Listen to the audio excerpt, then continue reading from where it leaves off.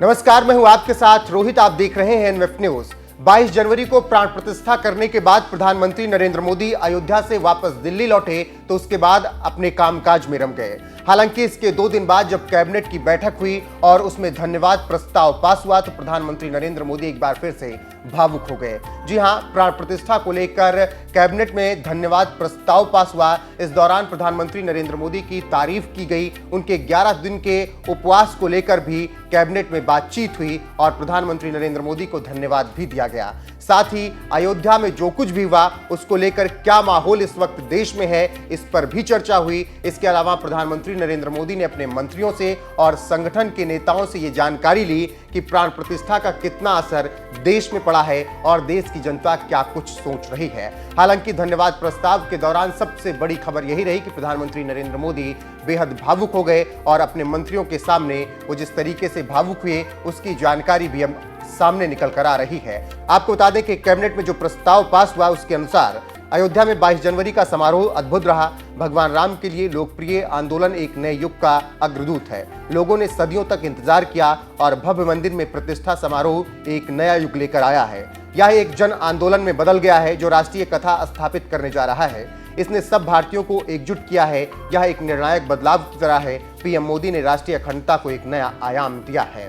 तो कैबिनेट में यह धन्यवाद प्रस्ताव पास हुआ और इस दौरान प्रधानमंत्री नरेंद्र मोदी की तारीफ हुई, जिसके बाद पीएम मोदी भावुक हो गए। वहीं आपको बता दें कि 22 जनवरी को भव्य तरीके से रामलला की प्राण प्रतिष्ठा हुई। इस दौरान दुनिया भर से और देश के तमाम गणमान्य अयोध्या पहुंचे। तमाम साधु संत, तमाम सेलिब्रिटी, तमाम क्रिकेटर्स अयोध्या पहुंचे और रामलला की प्राण प्रतिष्ठा में हिस्सा लिया। साथ ही प्रधानमंत्री नरेंद्र मोदी ने रामलला की प्राण प्रतिष्ठा करने के बाद पूरे देश को संबोधित किया और इस दौरान उन्होंने क्या कुछ कहा वो भी सुन लीजिए। साथ ही जिस तरीके से कैबिनेट के धन्यवाद प्रस्ताव के दौरान पीएम मोदी भावुक हुए उसको लेकर आपकी राय क्या है, कमेंट करके हमें जरूर बताएं।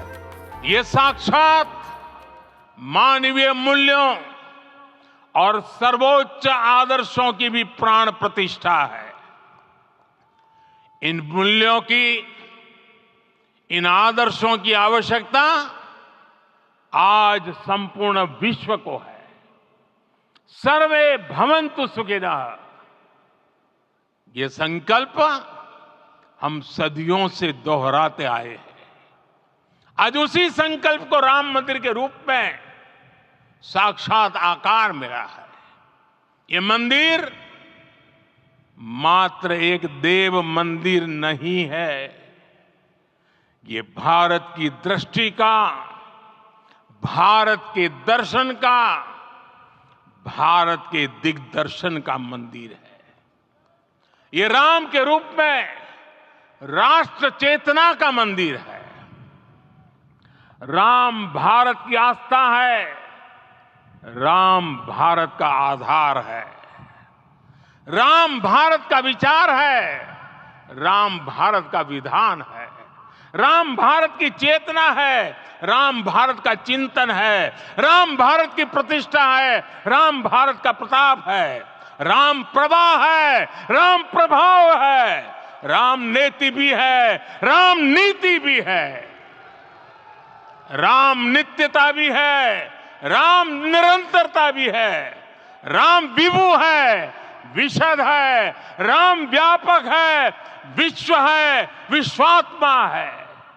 और इसलिए जब राम की प्रतिष्ठा होती है तो उसका प्रभाव वर्षों या शताब्दियों तक ही नहीं होता, उसका प्रभाव हजारों वर्षों के लिए होता है। महर्षि वाल्मीकि ने कहा है, राज्यम 10 सहस्त्राणि प्राप्य वर्षाणि राघवः, अर्थात राम 10,000 वर्षों के लिए राज्य पर प्रतिष्ठित हुए, यानी हजारों वर्षों के लिए राम राज्य स्थापित हुआ। जब त्रेता में राम आए थे तब हजारों वर्षों के लिए राम राज्य की स्थापना हुई थी। हजारों वर्षों तक राम विश्व पथ प्रदर्शन करते रहे थे। और इसलिए मेरे प्यारे देशवासियों, आज अयोध्या भूमि हम सभी से, प्रत्येक राम भक्त से, प्रत्येक भारतीय से कुछ सवाल कर रही है। श्री राम का भव्य मंदिर तो बन गया, अब आगे क्या? सदियों का इंतजार तो खत्म हो गया, अब आगे क्या? आज के इस अवसर पर जो दैवीय आत्माएं हमें आशीर्वाद देने के लिए उपस्थित हुई हैं, हमें देख रही हैं, उन्हें क्या हम ऐसे ही विदा करेंगे? नहीं, कदापि नहीं। आज मैं पूरे पवित्र मन से महसूस कर रहा हूं कि काल चक्र बदल रहा है।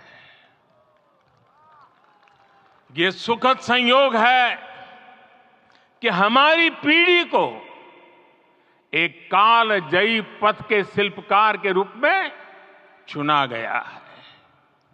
1000 वर्ष बाद की पीढ़ी राष्ट्र निर्माण के हमारे आज के कार्यों को याद करेगी। इसलिए मैं कहता हूं, यही समय है, सही समय है।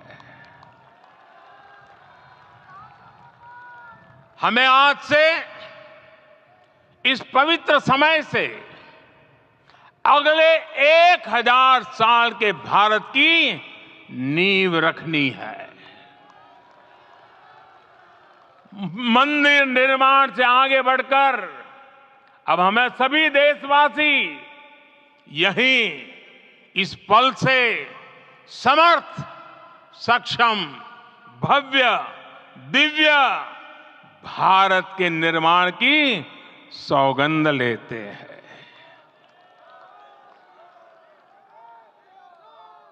राम के विचार मानस के साथ ही जनमानस में भी हो, यही राष्ट्र निर्माण की सीढ़ी है।